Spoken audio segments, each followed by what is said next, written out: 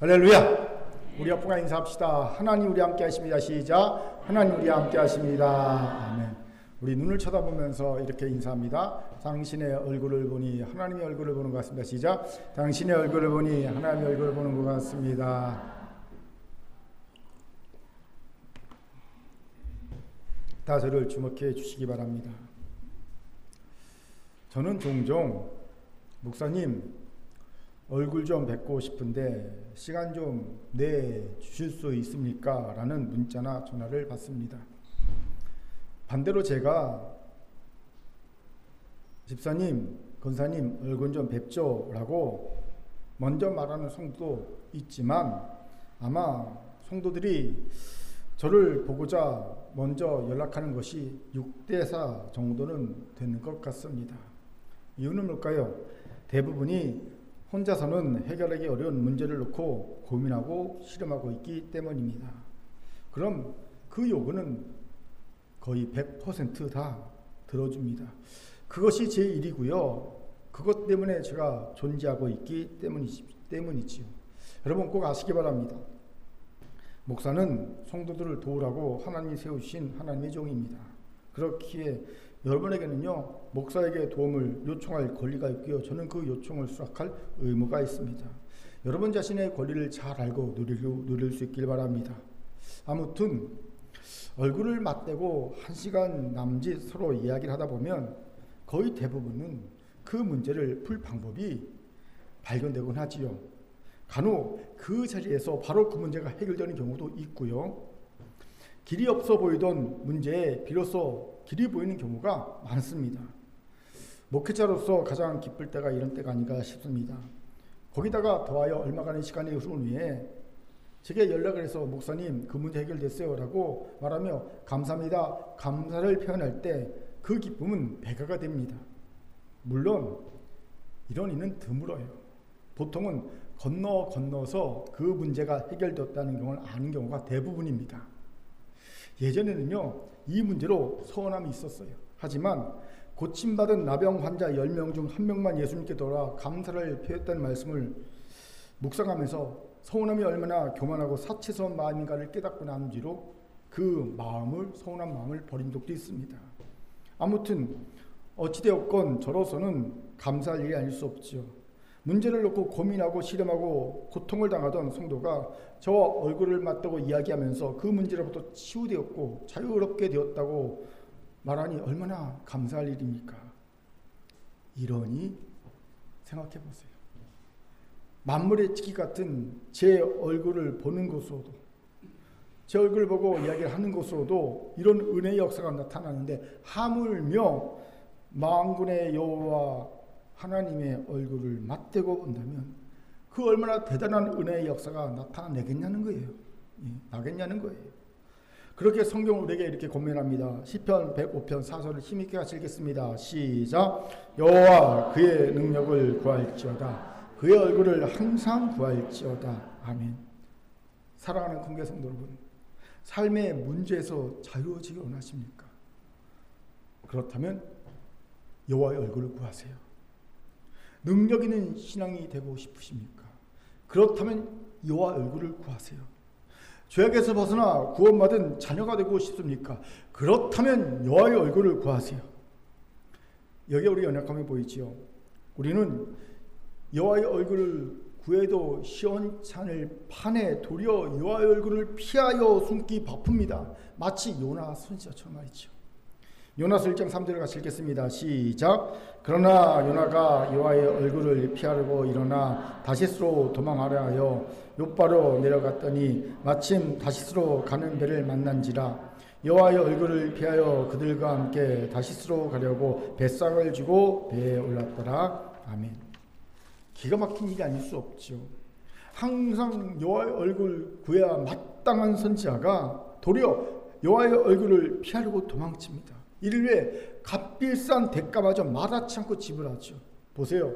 요나는 삶의 터전을 버리고 떠납니다. 아마도 급하게 재산을 정리하느라 그 재산을 헐값으로 처분했을 것 같습니다.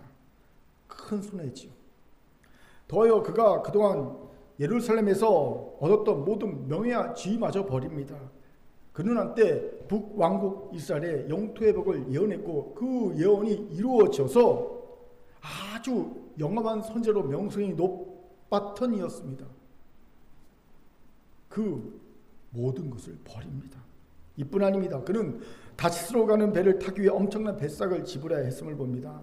당시 뱃삭은요, 다른 운송수단에 비해 엄청나게 비싼 운송수단이었습니다. 일반인은 감히 엄두도 못 낼 엄청난 운임료가 있었죠. 대서양에 가라앉은 타이타닉호 아무나 못 탔지요. 부자만 탔지 않습니까? 그걸 연상하면 될 겁니다. 그보다 더 비쌌을 거라고 생각하면 됩니다. 보세요. 죄도요, 그냥 지을 수 있는 것이 아닙니다. 죄를 짓는데도 무지막지한 대가를 지불하면서 죄를 짓는 거예요. 그런데 여호와 얼굴을 피한 요나가 지불한 가장 큰 대가는 단지 경제적인 막대한 손실만이 아니었지요. 사실 더 큰 손실이 그에게 있었습니다. 바로 그의 영혼이 잠들어 버렸다는 거예요. 요나서 1장 5절을 힘있게 읽겠습니다. 시작. 사공들이 들어와여 각각 자기의 신을 버리고 또 배를 가볍게 하려고 그 가운데 물건들을 바다에 던지니라. 그러나 요나는 배 밑층에 내려가서 누워 깊이 잠이 든지라. 아멘. 보세요. 요나는 큰 풍랑을 만나 사공들이 두려워하며 자신의 믿는 신의 이름을 부르고 그리고 배를 가볍게 하려고 그 귀중한 물건들을, 이게 무역선이잖아요. 예, 한 번 나가면 몇 년, 3년, 뭐 이렇게 5년 만에 한 번씩 들어온 무역선인데, 그러니까 이게 얼마나 값어치는 물건들입니까? 그런데 그 물건들을 살기 위해서니까 바다에 던지는 최후의 수단까지 사용하고 있는 이 절박한 상황에도 배 밑층에 들어가서 깊이 잠이 들어 깨어나지 못합니다. 이건 단지 그가 육체적인 피곤함에 빠져서 잠에서 못 깨어났다는 의미만이 아닙니다. 대신 요나의 영혼이 깊은 잠에 빠져버렸음을 보여주는 중의적 의미의 말씀인 거예요. 그리고 이것이 여호와의 얼굴을 피한 요나 선지자가 입은 가장 큰 손실이었을 겁니다. 바로 영적인 깊은 잠에 빠져버린 거죠. 그렇습니다. 여호와의 얼굴을 구하지 않고 도리어 피하는 자에겐 육신적인 손해만이 아니라 영적인 깊은 잠에 빠지는 가장 큰 손해가 생깁니다. 왜 가장 큰 손해입니까? 그 결국은 영혼의 죽음, 지옥행이기 때문이에요. 그런데 안타깝게도 요나처럼 하나님의 뜻에 불순종하고 자기의 뜻에 맞게 살려고 여호와의 얼굴을 피하는 이들이 너무 많습니다. 저는 오랫동안 청년 사역하면서 이런 얘기를 든 적이 있어요. 청년들은요, 작년과 다르게 솔직하게 이런 얘기를 잘합니다. 자기 속마음을 잘 털어놔요. 제가 이제 교회 좀 나오지? 그러면요, 이렇게 얘기를 하더라고요. 많이 들었단 말입니다. 목사님, 지금은 바쁘고요, 아직은 세상이 좋아서 나중에 갈게요. 웃으면서 얘기해요. 아직은 세상이 좋대요. 즐길 걸 즐기고 나중에 갈게요 라고 말합니다. 오늘의 요나지요. 당연히 이들의 영혼은 깊은 잠에 빠져 있음을 보게 됩니다. 그렇게 살아가는 큰교회 성도 여러분, 지금은 여호와의 얼굴을 시급하게 구해도 시원치 않을 말세 중에 말세입니다. 이런 시국에 도리어 여호와 얼굴을 피하는 어리석은이가 되지 맙시다. 아니, 피하지 않는 것으로 만족하지 말고 적극적으로 여호와 얼굴을 구하는 자가 되길 바랍니다. 오늘 이 깨달음과 결단이 있기를 주의 이름으로 축원합니다. 아멘. 자, 저를 따라합시다. 요나가 되지 말고 옆분을 보면서 인사합니다. 여호와의 얼굴을 구합시다. 여호와의 얼굴을 구합시다. 아멘. 이런 우리에게 본문이 귀한 통찰을 주시오. 본문을 봅시다. 본문은 소위 아론의 축복문으로 잘 알려진 본문입니다. 하나님은 자신이 직접 이스라엘 백성에게 복을 내려주시지 않고 대신 대제사장 아론의 축복을 통해 이스라엘 백성에게 복을 주실 것을 말씀하시죠. 23절 힘있게 읽겠습니다. 시작. 아론과 그의 아들들에게 말하여 이르기를 너희는 이스라엘 자손을 위하여 이렇게 축복하여 이르되 아멘. 여기서 주목할 것이 시제예요. 시제가 미완료 시제로 쓰였습니다. 이 말은요, 단회적으로 한번 축복하고 끝나는 것이 아니라 계속 반복해서 지속적으로 축복하라는 뜻입니다. 그렇게 이 명령에 근거해서 제사장들이 성전에서 제사를 마칠 때마다 이 축복문으로 백성들에게 축복했음을 봅니다. 요즘에 축도예요. 지금도 유대인들은요, 회당에서 모임 마칠 때마다 랍비가 이 축복문을 운율이 있는 곡조로 풀어서 축복합니다. 제가 어제 이 곡조를 외웠어요. 히브리어로 여러분 앞에 불러드리려고. 근데 아주 오묘한 운율이라서 자신이 안 생겨서 포기했습니다. 한번 여러분 앞에서 이 축복문을 랍비들이 부르는 것처럼 불러드리려고 열심히 들었는데 못하겠더라고. 예, 나중에 한번 그냥 들려드릴게요. 예. 가외 얘기지만 여러분 주의 종에겐요 이런 축복권이 있어요. 예. 박홍길 태국 선교사님이 우리에게 한번 오신 적이 있잖아요. 우리가 내년에 이제 올해는 몽골 가지만 내년에 태국 갈 예정이잖아요. 그 박홍길 태국 선교사님의 사모님도 전도사예요. 저희 신대원 한기수 밑이에요. 후배예요. 한때 이 사모님이 목사 안수를 받고 싶어서 남편에게 허락을 받으려 했어요. 여보, 나도 목사 안수 받고 싶어요. 그랬더니 박홍길 선교사가 목사 안수를 받으려는 이유를 한번 대보라고 그런 거예요. 그러니까 사모님이 이런 이유 때문에 목사 안수 받고 싶어요. 그랬더니 박홍길 선교사가 그건 목사 안수 받지 않아도 할 수 있잖아. 그런 거예요. 그럼 이런 이유 때문에 그것도 할 수 있잖아. 이유를 대는 것마다 목사 안수 받지 않고도 할 수 있다고 얘기하니까 맞잖아요. 마지막 사모님이 생각해낸 게 있어요. 축복권이 있잖아요. 그러니까 박홍일 선교사가 그건 맞는 말이네 인정하더라는 겁니다. 물론 결국 목사 안수 스스로 안 받았어요. 사모님이. 왜 이런 얘기를 합니까? 여러분 주의 종이 마음껏 축복할 수 있도록 하라는 겁니다. 귀인 잔 들으시기 바랍니다. 저는 정말 제게 주신 이 축복권을요 마음껏 우리 성도들에 사용하고 싶습니다. 이삭이 자녀들을 축복했던 것처럼. 성경을 잘 읽어보면요 제 속뜻을 알 수 있을 겁니다. 아무튼 이 아론의 축복문은요 하나님의 그의 백성을 위해 주신 귀한 선물이 아닐 수 없어요. 그런데 이 축복문에서 하나님이 그의 백성에게 복을 주시기 위해 하시는 행동이 있음을 보게 됩니다. 그것이 무엇입니까? 바로 여호와의 얼굴을 그 백성에게 비추시고 여호와의 얼굴을 그 백성을 향해 드시는 행위입니다. 한마디로 여호와의 얼굴을 보여주시는 행위예요.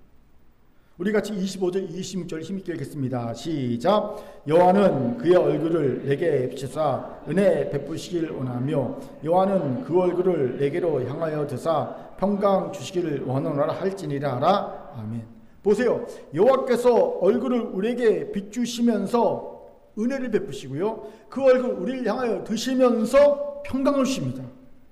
여러분 은혜와 평강이라는 이 두 단어는요. 하나님이 보신 것에 모든 것이라고 할 수 있어요. 사도 바울도 은혜와 평강이 너에게 있을지어다 라고 얘기하잖아요. 즉 우리가 하나님께 받는 모든 복을 두 단어로 딱 요약하면요 은혜와 평강입니다. 그런데 하나님이 우리에게 얼굴을 보여줄 때 이 은혜와 평강의 복이 임한다는 거예요. 즉 하나님이 얼굴을 보여주시는가 보여주지 않는가에 따라서 이게 결정된다는 겁니다. 여기서 중요한 질문이 생기지요. 하나님은 언제 우리에게 그 얼굴을 보여주실까요? 간단합니다. 우리가 그 얼굴을 구할 때입니다. 잠언 8장 17절에서 하나님은 이렇게 말씀하시죠. 자신을 간절히 찾는 자를 만나 주신다. 그래요. 이 약속이 있어요. 그렇기에 하나님이 우리에게 그 얼굴을 보여주시기를 그래서 은혜와 평강을 얻기를 원한다면 우리의 행할 바는 명확합니다. 하나님의 얼굴 구하는 거예요. 하나님 그 얼굴 내게 보여주세요. 구하는 겁니다. 다시 질문이 생기지 않습니까? 구체적으로 어떻게 하는 것이 여호와의 얼굴을 구하는 것일까요? 같이 알아봅시다. 먼저 여호와의 얼굴을 구하는 것은요 하나님께 가장 먼저 오직 하나님께만 도움을 요청하는 것임을 봅니다. 저는 목사 중 가장 끝자리에 있는 목사입니다. 제가 겸손하려고 일부러 하는 말이 아니라 진심으로 드리는 말씀입니다. 목사님이 겸손한 척하려고 그런다. 아니요. 진짜 저는 그렇게 생각합니다. 그럼에도요 철이 없던 예전에는요 종종 도움을 청하는 이들을 만나고 싶지 않을 때가 있어요. 저같이 가장 마지막 자리에 있는 목사에게까지 도움을 청해 주는 것에 사실 감지덕지해야 되잖아요. 그런데 왜 만나고 싶지 않은 마음이 들었을까요? 제가 아는 거예요. 뭐랍니까? 내게 도움을 청하는 이가 이미 이것저것 다 돌아다니면서 도움을 청하다가 마지막으로 내게 도움을 청하러 왔다는 사실을 제가 아는 겁니다. 좀 자존심이 상하는 거예요. 그래서 그러면 사실 인간적으로 만나고 싶지 않았어요. 물론 그렇다고 안 만난 적은 한 번도 없습니다. 그래도 그 마음을 절제하고 만나서 도움을 줬습니다. 이런 생각해 보세요. 남목사같이 목사 중 가장 끝자리에 있는 이도 이러면 만나고 싶지 않은데 만왕의 왕이요 만주해 주신 하나님이 그 마음이 어떠실까요? 여러분, 하나님은요 스스로를 질투하는 하나님이라고 천명하고 계신 분임을 기억하셔야 합니다. 출애굽기 20장 5절을 같이 읽겠습니다. 시작. 나 내 하나님 여호와는 질투하는 하나님인즉 나를 미워하는 자의 죄를 갚되 아버지로부터 아들에게로 3, 4대까지 이르게 하거니와. 하나님은 자신을 질투한다고 말씀하십니다. 이 질투하신 하나님이 이렇게도 말씀하십니다. 이사야 40장 8절입니다. 시작. 나는 여호와이니 이는 내 이름이라. 나는 내 영광을 다른 자에게 내 찬송을 우상에게 주지 아니하리라. 하나님은요 이런 분이에요. 그렇게 세상에 이것저것에게 구원을 요청하다가 안 되니까 맨 마지막으로 하나님께 구원을 요청하는 것을 하나님은 기뻐하지 않으십니다. 당연히 이런 이들은요 하나님이 맨 마지막까지 그 마음의 진심을 달아보십니다.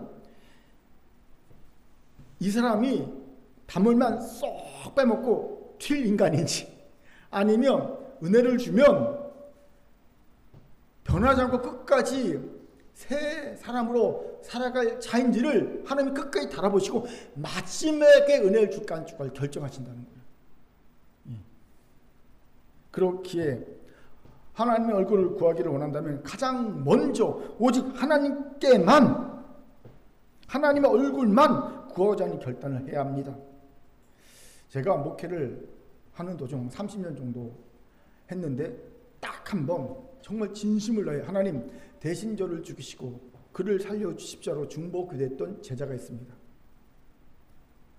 그런데 제가 그렇게 배수진을 치고 기도한 이유가 있어요. 그 제자는요 제가 전도해서 제자 삼은 이었어요. 초신자였어요. 그를 위해 기도해 줄 사람이 아무도 없었어요. 저밖에 없었어요. 그러니 그의 어려움을 놓고 제가 기도하면서 제가 이제 골방에서 혼자 기도하면서 하나님 차라리 저를 죽이시고 그를 살려주십시오 기도할 수 있었던 겁니다. 나밖에 없으니까.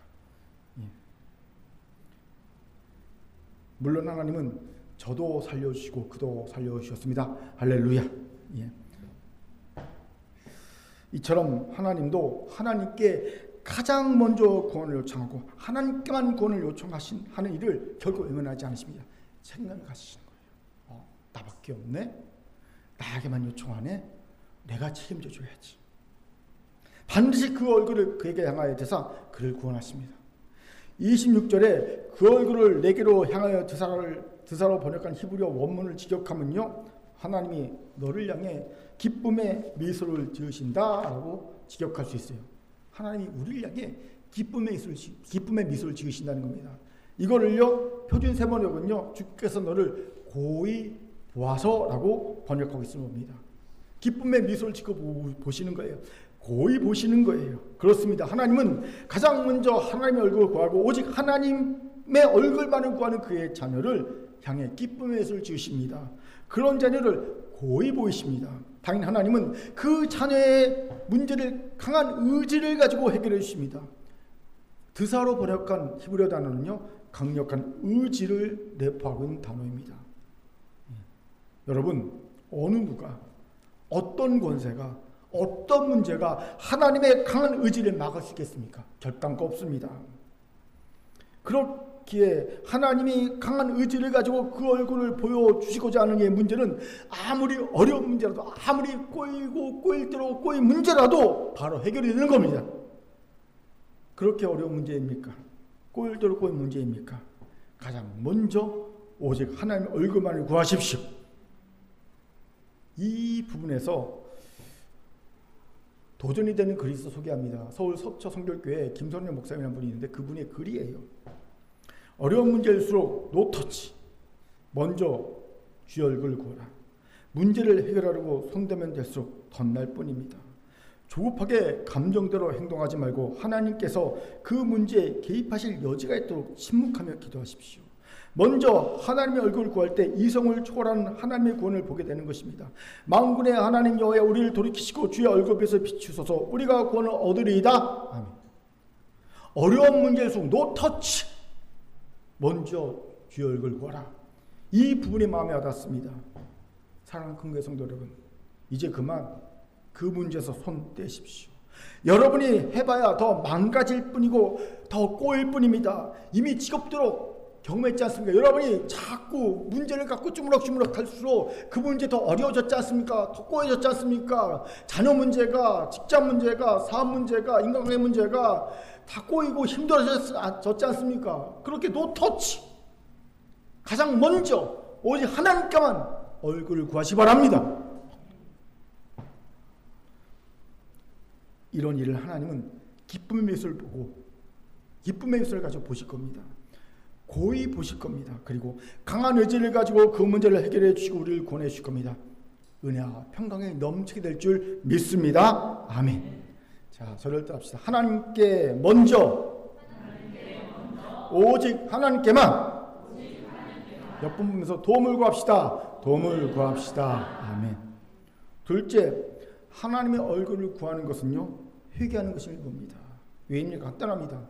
죄를 숨긴 채 하나님을 대면하여 살 수 있는 인간은 없기 때문이죠. 그렇게 하나님의 얼굴을 구하는 자는 반드시 회개해야 합니다. 그렇지 않고 하나님의 얼굴을 구하면 어떻게 됩니까? 죽습니다.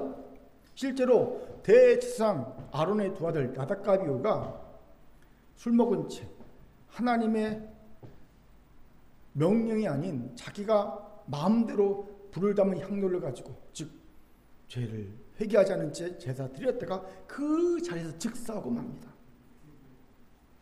이런 일이 흔했기에 지성소에 들어가 하나님의 얼굴을 구하는 대제사장들은 언제 죽을지 모르게 들어갈 때 어떻게 합니까? 발에 밧줄을 묶죠. 그리고 발에 방울을 답니다. 왜요? 지성소에 들어가서 움직일 때마다 방울 소리가 들릴 거 아닙니까? 방울 소리가 들리면 아, 살아있구나. 그런데 갑자기 방울 소리가 딱 끊겼어요. 한참 동안 방울 소리가 안 납니다. 그럼 뭡니까? 죽은 거군요. 그럼 끌어내야 되는데 일반인은 지성소에 못 들어가니까 밖에서 밧줄 이렇게 잡아서 시체를 끌어내는 거예요.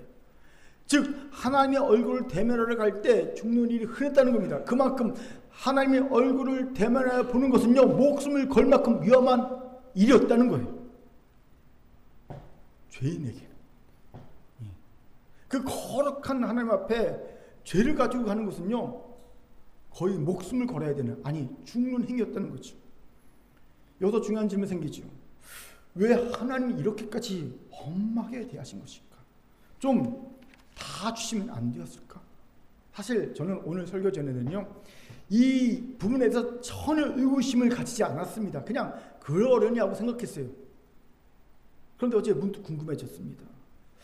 사랑의 하나님께서 좀 봐주실 수 있었을 텐데 왜 굳이 목숨까지 취하셨을까?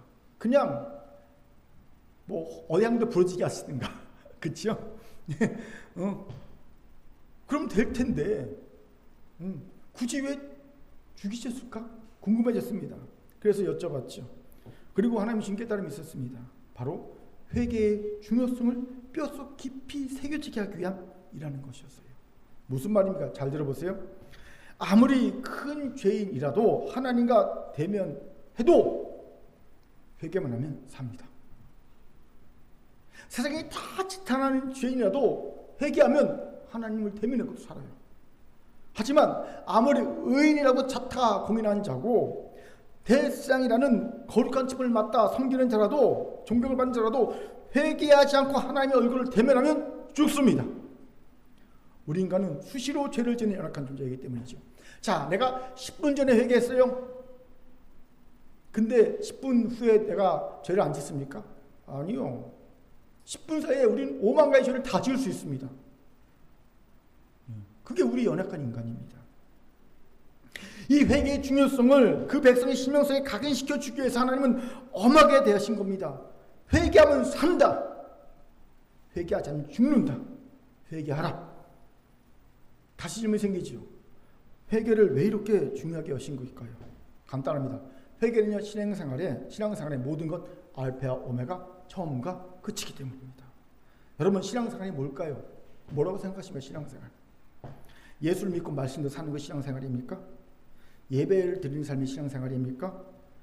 천국 갈 수 있도록 믿음생활 열심히 하는 게 신앙생활입니까? 틀리지 않는 답입니다. 하지만 뭔가 빠진 답입니다. 그럼 신앙생활이 뭡니까? 자, 정의해 드립니다. 간단합니다. 신앙생활은 회개하는 생활입니다. 신앙생활은요, 회개하는 생활입니다. 그렇습니다. 예수를 믿고 말씀대로 살려고 해도 회개가 빠지면 그는 천국에 가지 못합니다.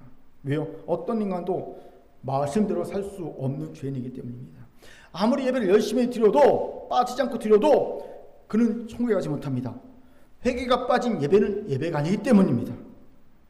여러분이 열심히 예배를 드려도 오늘 회개하지 않으면요, 그 예배는 하나님이 받지 않으세요. 예배가 아닌 거예요. 또 회개 없이 천국에 갈 수 있는 믿음 생활 없어요. 회개하지 않고 천국 갈 수 있는 믿음 생활 할 수 있습니까? 없어요. 그렇게 신앙생활의 핵심 중에 핵심은 회개입니다. 아니, 처음과 끝은 회개입니다. 신앙생활의 처음과 끝은 회개입니다. 회개 없는 신앙생활은 nothing, 아무것도 아닙니다. 여기에 사탄의 강력한 방해와 공격이 있습니다. 먼저 사탄은 더 이상 이 강대상에서 회개의 촉구의 말씀이 전해지지 못하도록 방해합니다. 방법은요, 성도들이 싫어하게 만드는 거예요. 제가 직접 우리 교회 장년에게 들은 얘기입니다. 물론 이분은요, 우리 교회를 떠났어요.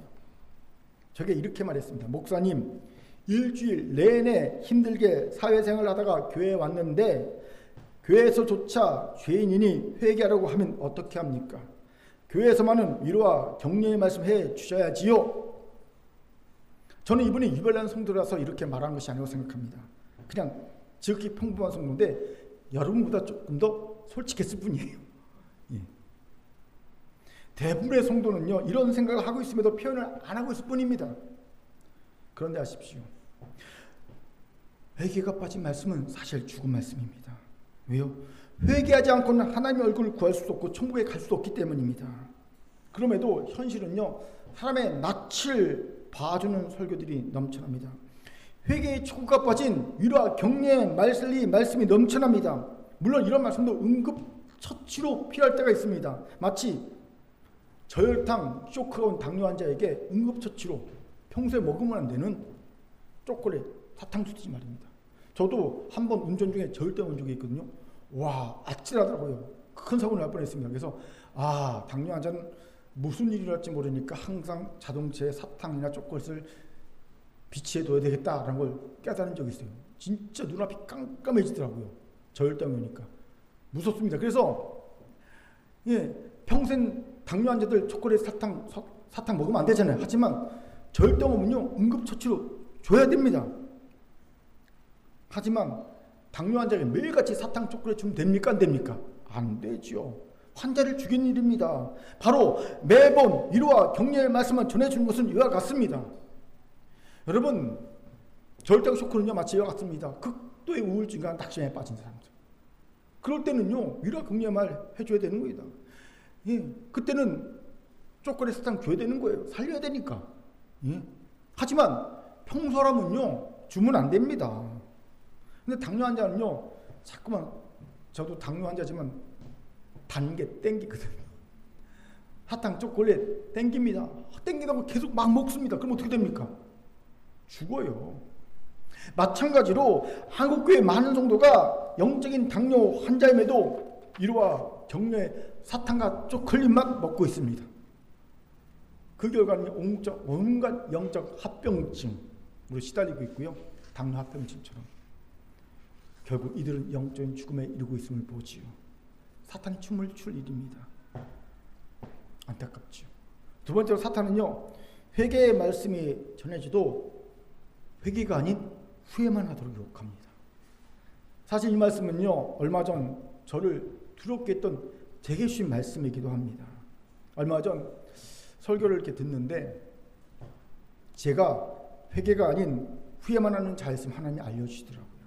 즉 저는요 죄인 줄 깨달아 알고 죄에 대해 아파하고 하나님께 죄송해하고 심지어는요 그 죄로 인해 통곡까지 하면서도 여러분 혼자 있을 때 막 울거든요. 통곡하면서 하나님 앞에. 예, 하루에도 2-3번 울 때가 있어요. 예, 요즘도 계속 웁니다. 그런데도 시간이 지나면 어느새 다시 그 죄로 돌아가는 자였다는 겁니다. 하나님이 이런 저를 보시면서 후회만 할 줄 알고 회개할 줄 모르는 자라고 질책하셨습니다. 제가 질책을 당했어요. 그렇게 저를 통렬하게 성찰해 봤습니다. 어쩌다가 내가 이렇게 되었을까? 왜 이런 질책을 듣지? 살펴보았어요. 그랬더니 한 가지 중요한 이유가 발견됐다는 겁니다. 저는요 언제라도 원하기만 하면 회개할 수 있다는 착각에 빠졌었다는 거예요. 그렇습니다. 저는 제가 회개가 아닌 후회를 하고 있음도 사실 은연중 알았습니다. 그럼에도 그런 나를 제가 용인하고 방치할 수 있었던 이유는요, 나는 원하기만 하면 언제든지 회개할 수 있다라는 생각이 제 안에 있었다는 겁니다. 그걸 하나님 이번에 깨닫게 해주셨어요. 이 깨달음을 준 한 목사님이 간증이 있어요. 소개한 적이 있는데 이 목사님이 장로님 임종 예배를 드려주러 갔어요. 장로님이 임종 예배 후에 이제 막 숨이 넘어가기 직전에 마지막 말씀 유언하십니다. 근데 그 유언이 뭔지 아세요? 목사님 회개하고 싶은데 회개가 안 돼요. 그래 돌아가셨어요. 목사님 회개하고 싶은데 회개가 안 돼요. 평생 장로로 섬기며 3분의 마지막 말이 목사님 회개하고 싶은데 회개가 안 되었어요. 그 간증을 들으면서 깨달았어요. 아, 내가 원한다고 언제나 회개할 수 있는 것이 아니구나. 두렵더라고요. 이 두려움은 제 어릴 적 경험과 연결되어 그 두려움이 가중되었습니다. 저는요 부끄러운 얘기지만 당일치기에 특화된 사람이었습니다. 당일치기. 제가 순간 암기 능력이 굉장히 뛰어납니다. 그래갖고 평소에 팽팽 놀다가도요 밤새 반짝 공부하면요 아주 좋은 성적을 얻곤 했습니다. 저는 대입 학력고사도요 그 당시에 이게 있어서 16년간 총정리라는 기출문제집이 있었어요. 그 문제집을요 학력고사 전날 사요. 그래갖고 국영수 빼놓고 나머지 한 10과목 정도 되는 걸요 밤새 쫙 다 외웠습니다. 안과목. 그전에는 안과목 한 번도 안 봤어요. 국영수만 공부하다가 안과목 한 번도 안 보고 있다가 그냥 딱 전날 딱 16년 총정에서 왔고요. 그냥 안과목 쫙 한번 보고요. 기출문제 쫙 풀어보고요. 그 시험 봤습니다. 그 대학교 들어갔습니다.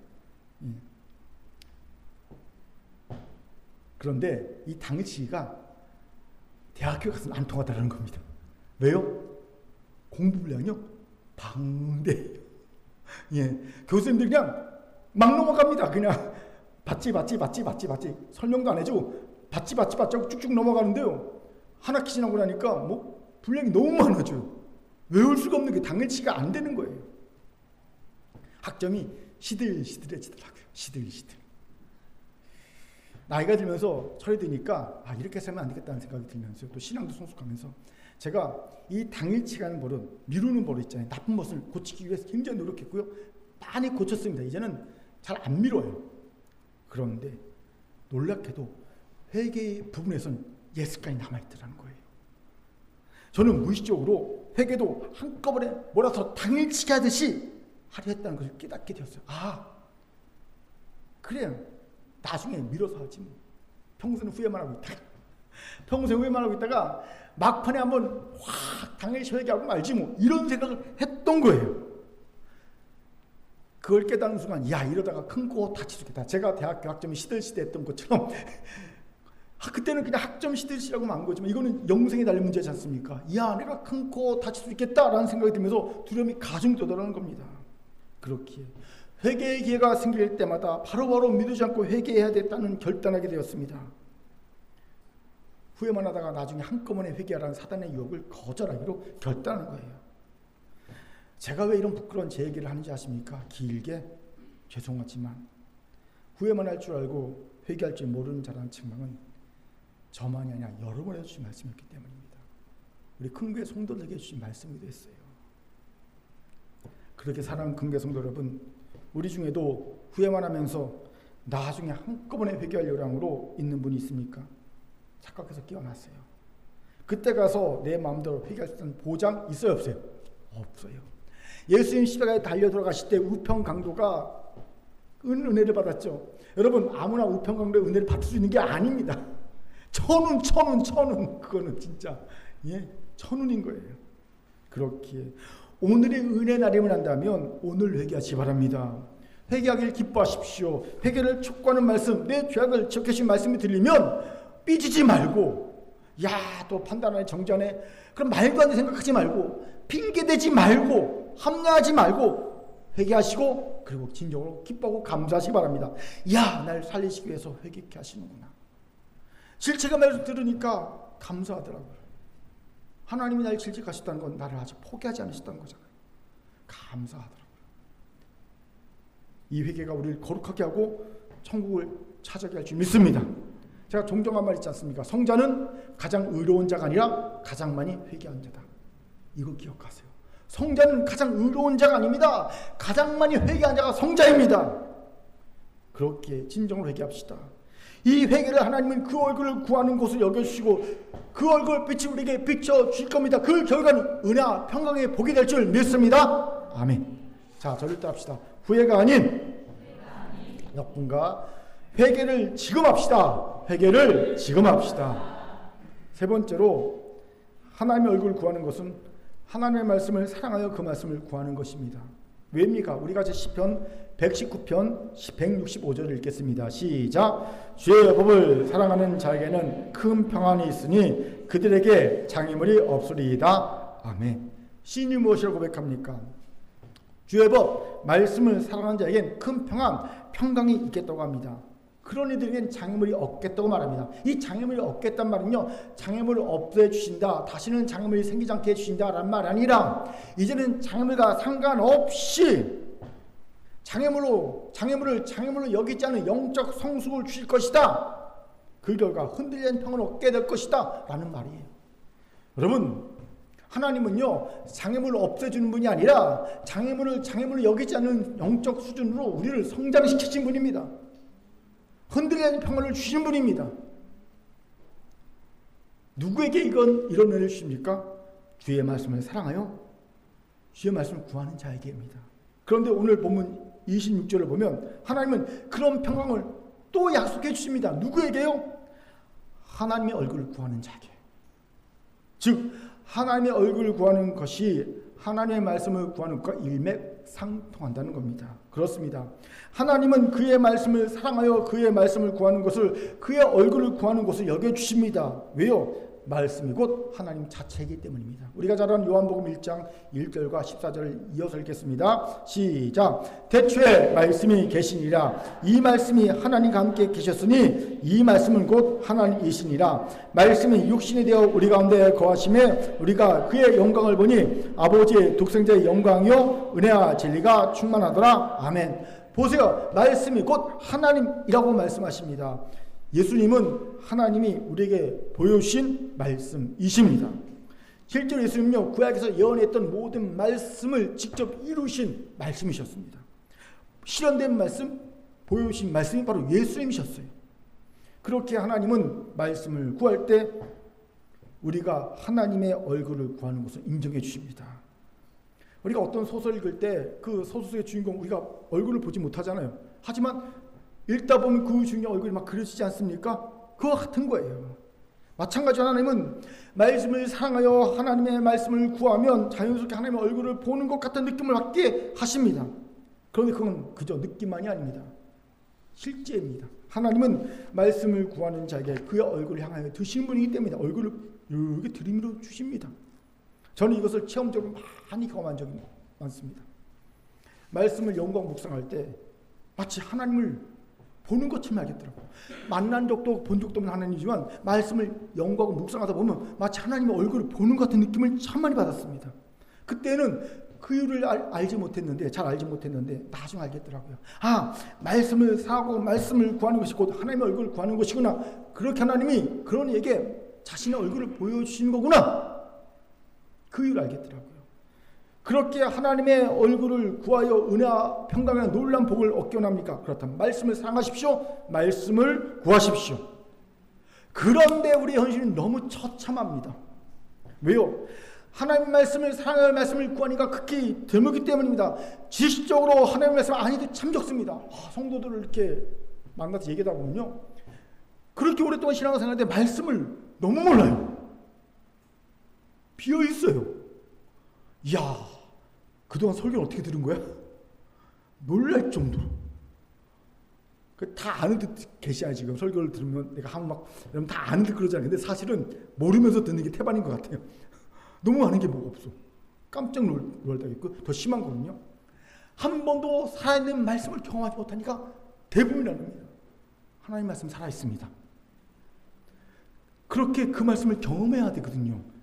그래야 진짜 그리스도인이 되는 거거든요. 그런데 놀랍게도 지식적으로 아는 것도 없뿐만 아니라 말씀이 살아있음을 경험치 못한 이들이 너무 많다는 겁니다. 여러분, 하나님 말씀 살아있단 말에는요, 그 말씀에는 살아계신 하나님의 능력이 나타난다는 뜻이 있어요. 그렇기에 변화나 기적 같은 하나님의 능력을 정말 복용합니까? 막 변화되는 것, 막 기적이 나타나는 것 복용합니까? 그렇다면 살아있는 하나님의 말씀을 믿음으로 선포하세요. 사용하시기 바랍니다. 인도에서 일평생 선교사 헌신했던 스탠리 존스 선교사님이라는 분이 계시고요. 이분이 중풍을 맞았어요. 그래서 겨우 말만 하고 마비가 된 채로 병원에 입원해 있었어요. 이분이 간호사한테 아주 희한한 부탁을 합니다. 간호사님, 제가 아침에 깰 때마다 저한테 꼭 이런 말을 해주세요. 무슨 말이요? 나사렛 예수 이름으로 명하노니 일어나라! 요 선포를 해주세요. 부탁했어요. 그랬더니 이 간호사가 믿음 있는 사람이라 알았습니다. 그리고 부탁을 받아들였어요. 그리고 다음날 아침에 그 스탠리 존스 선교사가 딱 깰 때쯤 그 병실에 들어가서 나사렛 예수 이름으로 명하노니 일어나라! 라고 선포해 줬어요. 근데 꼼짝도 안 합니다. 안 일어나요. 깨긴 했는데, 예. 그렇게 쭉 시간이 흘렀어요. 근데 매일 해줬어요. 그러던 어느 날, 그날도 여느 때처럼 이 선교사님이 깰 때쯤 되니까 가서 또 얘기했어요. 나사렛 예수 이름으로 명하노니 일어나라! 이 선포한 후에 이 간호사가 놀라서 기겁하고 뒷걸음치다가 주저앉아 버렸습니다. 왠지 아십니까? 선교사님이 예 하고 벌떡 일어났어요. 예.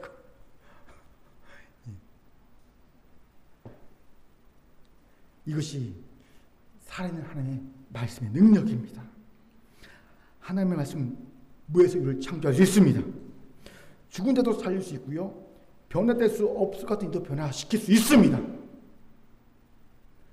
마가의 다락방 박보영 목사님이 부흥 집회에서 그런 간증을 하시더라고요. 주일설교를 준비했는데 설교를 안 하고 간증만 하다가 끝났다고. 왜냐하면 예배 전에 권사님이 와서 자랑하는 거야. 목사님, 저 위암 다 났어요. 병원에서 당신 고칠 수 없으니까 호스피스 가라고 해서 이제 아무것도 못 먹고, 위암이라 말기라 호스피스 가려고 이제 등록했는데 예배 드리다가 갑자기 다 사라졌어요. 병원 갔더니 암이 하나도 없대요. 하나님이 고치셨어요. 그 목사님이 그 얘기 듣고, 목사님이 안수해 준 것도 아니고 그냥 예배만 드렸는데, 그러니까 목사님이 좋아갖고 설교 시간에 와서 본문 설교하는 그 간증하다가 설교를 못하고 갔더라고요. 예. 여러분, 왜 그런 역사가 나타납니까? 말씀이 선포되니까. 하나님의 말씀은 살아있거든요. 무에서 유를 창조하십니다. 죽은 자를 살리십니다. 기적, 변화 일으키십니다. 그렇기에 하나님의 말씀 살아있다 믿는다면 사용하세요. 선포하신 겁니다. 예고리 연약함이 있죠. 이 엄청난 능력이 있는 살아있는 하나님의 말씀을 도통 사용하지 않습니다. 아니, 사용 못합니다. 왜? 믿지 않으니까, 모르니까 사용하지 않아요. 기가 막히죠. 예전에 인도에 처음으로 영국의 자동차가 수입되었을 때 인도의 한 갑부 하나가 뭣도 모르고 영국에서 뭐 새로운 게 들어왔다니까 샀어요, 자동차를. 그런데 어떻게 운행한 방법을 모르니까 어떻게 한지 아십니까? 소 2마리를 자동차에 메어서 자동차를 끌게 하고 자기는 그 자동차 위에서 타고 동네 한 바퀴 쫙 돌았어요. 나 이거 샀다. 그런데 그 자동차는요, 소 몇백 마리의 힘을 가진 자동차거든요. 그런데 이 자동차 사긴 샀는데 자동차를 사용함을 모르니까 소 2마리가 끌게 하고 자기는 자동차 지붕에 앉아갖고 동네를 돌면서 자랑한 거예요. 나 자동차 샀다. 되게 어리석죠? 우리가 그래요. 살아있는 하나님의 말씀을 가졌으면서 이걸 사용하지 못합니다. 이것으로 변화를 못 일으키고 기적을 못 일으킵니다. 선포하지 못하니까. 안타깝죠. 그렇게 여러분, 정말 말씀이 살았음을 믿는다면 선포하십시오. 사용하십시오. 제가 일부 때 그랬어요. 최인숙 권사님한테. 아침에 딱 일어나면 나사렛 예수 그리스도의 명운이 더 예뻐질지어다 선포하고 있습니다. 그랬더니 막 웃어요. 더 예뻐질 게 없대. 여러분, 문제가 있습니까? 해결될 문제가 있습니까? 말씀을 사용하세요. 지금까지 너희가 내 이름으로 아무것도 구하지 아니하였으나 구하라. 그래야만 받으리. 너희 기쁨이 충만하니라. 예수님 약속입니다. 예수님을 구하면 무엇인지 이루어진다고 말씀하셨습니다. 죽은 자들 못 일어나겠습니까? 실제로 한국의 초기에는요, 죽은 자도 많이 살아났어요. 여러분, 중병자 못 일어나겠습니까? 예? 오래다 누워있는 자 못 일어나겠습니까? 믿음으로 선포해 주세요. 그런데 우리는 그 말씀을 사랑하고 구하여 하나님의 은혜와 평강을 얻는 것을 사용하지 못합니다. 살아있는 말씀을 선포해 변화 기적의 능력을 경험하지 못합니다. 이러니 말씀이 점점 매력을 잃어가는 거예요. 모르니까, 사용하지 못하니까 말씀이 매력이 없는, 그러니까 설교 시간에 말씀을 들어도 빨리 지나가야지, 그렇게 길게 하지 그런 거예요. 말씀의 능력을 경험하면요, 이 말씀으로 죽은 자를 살리고 말씀으로 병이 고치고 말씀으로 내 삶의 문제가 해결되고 그러면요, 말씀이 너무너무 매력적이거든요. 그러니까 설교 시간에 말씀을 듣는 시간요, 제가 예전에 이런 표현했습니다. 막 현금을 받는 시간, 땅에 떨어진 막 돈다발을 줍는 시간, 땅에 떨어진 다이아몬드를 막 줍는 시간인 것 같은 거예요. 여러분, 성경을 읽을 때, 말씀을 들을 때 이런 느낌이 들어야 돼요. 막 저는요, 말씀을 읽을 때, 말씀을 들을 때 막 다이아몬드를 줍는 것 같아요. 막 현금다발이 땅에 떨어진 현금다발 막 줍는 것 같아요. 눈이 돌아갑니다. 여기서 여러분, 제가 다이아몬드를 쫙 뿌려보십시오. 마음대로 가져가세요. 그리고 뿌려보십시오. 눈 돌아갈걸요? 줍느라고. 지금 이 시간이 그런 시간이에요. 말씀을 전하는 시간, 말씀을 듣는 시간이 바로 하나님께서 보화를 뿌리는 시간입니다. 줍는 자가 임자인 겁니다. 주시기 바랍니다. 그렇게 이제 말씀을 사랑하고 말씀을 구하세요. 하나님의 살아있는 말씀의 능력을 체험하시기 바랍니다. 방법은 믿고 선포하고 말씀의 변화와 기적이 일어날 때까지 인내하며 기다리면 되는 거예요. 반드시 하나님 때가 되면 그 말씀이 싹이 나고 잎이 나고 열매 맺어 100배의 열매로 주어질 줄 믿습니다. 그 결과는 은혜와 평강입니다. 아멘. 자, 저를 따릅시다. 말씀을 사랑하여 말씀을 구합시다. 몇 분간 인사합니다. 살아있는 말씀을 사용합시다. 살아있는 말씀을 사용합시다. 아멘. 이제 말씀 마치죠. 한 달 정도 됐나요? 갑자기 제 기도 하나님이 이런 기도를 첨가게 하신 기도가 있어요. 그 얼굴 빛을 구하오니 그 얼굴을 우리에게 거두지 마옵소서 라는 기도였어요. 저는 왜 이런 기도를 시키셨는지 주목하지 않고요, 그냥 기도했어요. 아마 주일 예배위원들은요, 한 몇 주 전부터 제가 기도할 때 이 기도가 첨가된 것을 들은 적이 있을 겁니다. 갑자기 목사님이 주의 얼굴 빛을 구하오니 주의 얼굴을 우리에게 돌리지 마옵소서, 뭐 이런 기도를 첨가하는 걸 들은 적이 있을 겁니다. 오늘도 그 기도를 했어요. 그런데 이번 주에 말씀 묵상하다가 비로소 하나님이 왜 제게 이런 기도를 하게 하셨는지를 깨닫게 되었습니다. 하나님이 저와 우리 공동체가 하나님의 얼굴을 구하기를 원하셨기 때문이라는 거예요. 왜 하나님의 얼굴을 구하기 원하셨습니까? 먼저는 하나님께, 오직 하나님께만 도움을 구하기 원하셨기 때문입니다. 두 번째는 후회가 아닌 회개를 나중에 한꺼번에 아닌 지금 당장 하기를 원하셨기 때문입니다. 세 번째는 하나님의 말씀을 사랑하여 말씀을 구하고 능력의 말씀을 사용하여 변화와 기적을 경험하기를 원하셨기 때문입니다. 이를 통해 우리 공동체에게 여러분에게 은혜와 평강의 복을 부어주기를 원하셨음을 봤어요. 하나님 그런 분이에요. 여러분의 은혜와 평강의 복을 부어주기 원하셨습니다. 아니 더 나아가 이 은혜와 평강을 여러분이 사랑하는 주변 사람들에게 아론처럼 선언해주기를 원하셨던 거예요.